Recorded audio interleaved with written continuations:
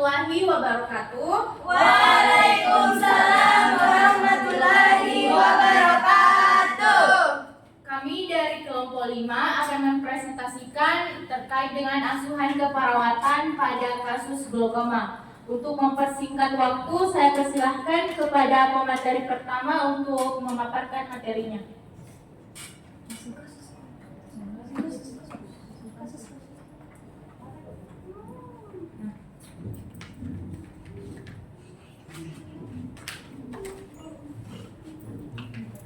Baik, terkait dari kasus glaukoma di mana seorang pasien perempuan berusia 75 tahun datang ke poli mata dengan glaukoma. Pasien memiliki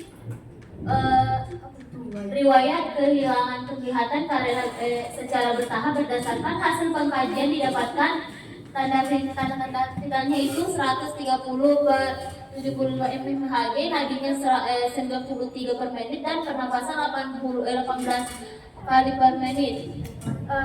Ketajaman penglihatan pasien tidak dapat mengenali huruf pada jarak 6 meter dan pemeriksaan tekanan bola mata didapatkan pada mata kiri 15 mmHg, di mata kirinya itu di mata kanannya 60 mmHg. Berdasarkan pemeriksaan tersebut, dokter mendiagnosa pasien menderita glaukoma akut sudut tertutup. Terapi yang diberikan oleh dokter antara lain itu acetazolamida dan pilosapina. Selanjutnya saya serahkan ke teman saya.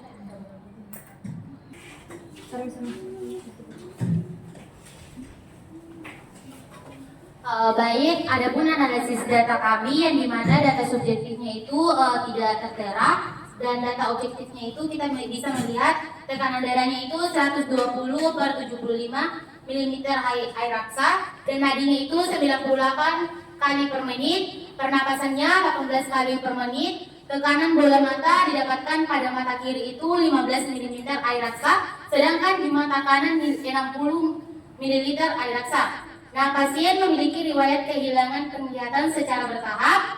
Ketajaman penglihatan, pasien tidak dapat mengenali huruf pada jarak 6 meter.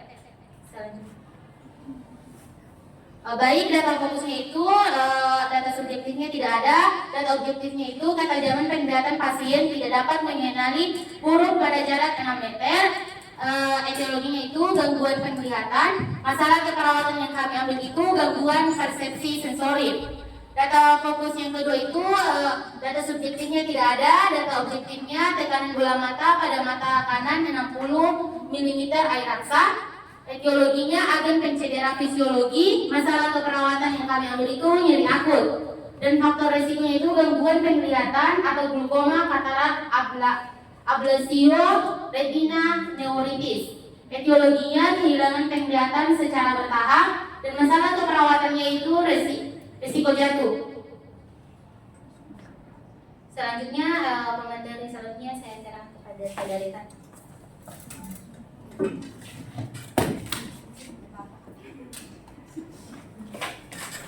Oke, kita masuk pada intervensi pada diagnosa keperawatan pertama, yaitu gangguan persepsi sensori berhubungan dengan gangguan penglihatan dibuktikan dengan pasien tidak dapat mengenali huruf pada jarak 6 meter. Nah, luar yang diharapkan itu setelah dilakukan intervensi keperawatan selama 2 kali 24 jam, maka intervensi itu diinvestasi rangsangan, observasi itu pada status mental, dan tingkat kenyamanan, misalnya kelelahan dan terbaiknya itu jadwalkan aktivitas harian, waktu istirahat, kombinasikan prosedur.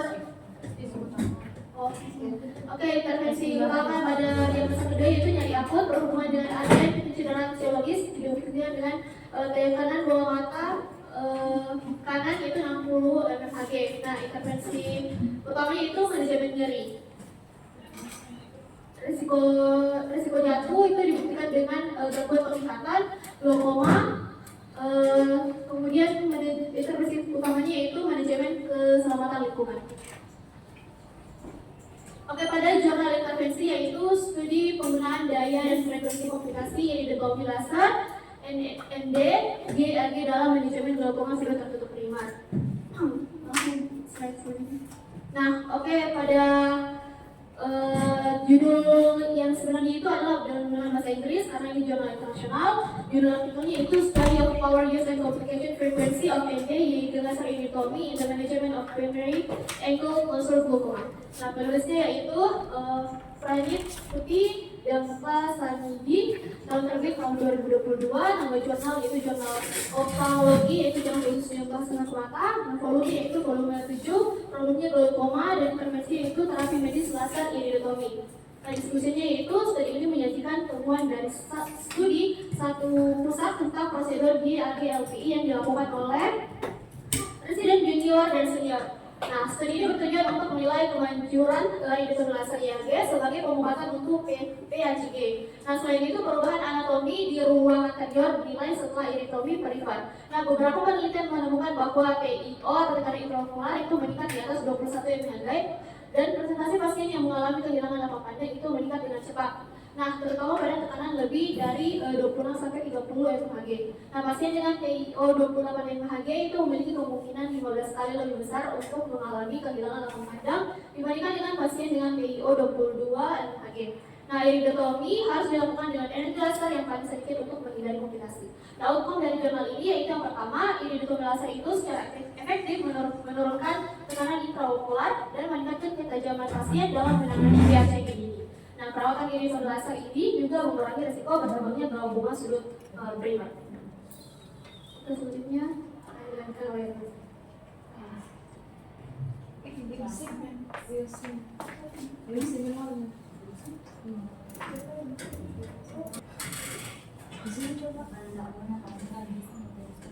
Baik, adapun VOC dari glaukoma sudut tertutup berdasarkan kasus kami, yang pertama itu ada penyebab yang dimana glaukoma sudut tertutup ini disebabkan oleh dua. Yang pertama itu ada penutupan secara reversibel, kemudian penutupan adhesional. Nah, dari penyebab ini akan menyebabkan aliran kumur aquos, kemudian bilik mata depan yang dangkal, yang akan menyebabkan kontak luas antara iris dan lensa, kemudian akan menghambat aliran humor aquos, kemudian terjadilah perbedaan tekanan antara bilik mata depan atau blok pupil, sehingga terjadi lengkungan iris yang dapat mempersempit sudut ruang anterior dan menyebabkan peningkatan tekanan intraokular. Kemudian dari penyebab ini terjadi peningkatan intraokular, kemudian penyumbatan aliran keluar aquos, maka terjadilah blok pupil iris yang membuat penutupan sudut secara menyeluruh. Kemudian terjadilah peningkatan tekanan intraokular. Kemudian dari etiologi ini terbentuk gaya cairan di belakang iris, kemudian iris bersentuhan dengan dan menyebabkan penutupan mendadak antara iris dan kornea, maka terjadilah peningkatan tekanan intraokular.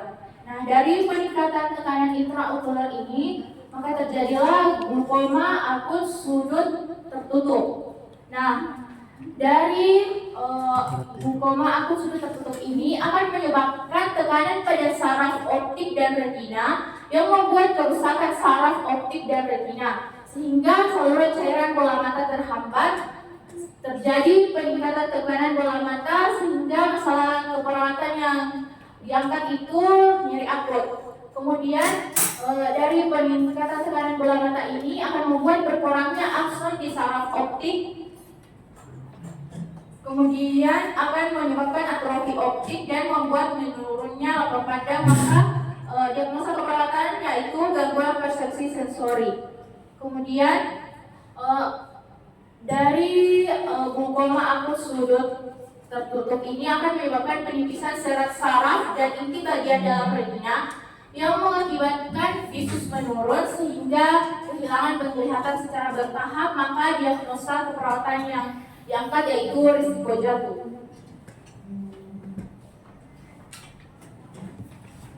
Mungkin sekian dari presentasi kami. Saya persilahkan kepada teman-teman untuk bertanya. Baik, jika tidak ada yang ingin bertanya, mungkin saya tutup dengan ucapan wassalamualaikum warahmatullahi wabarakatuh.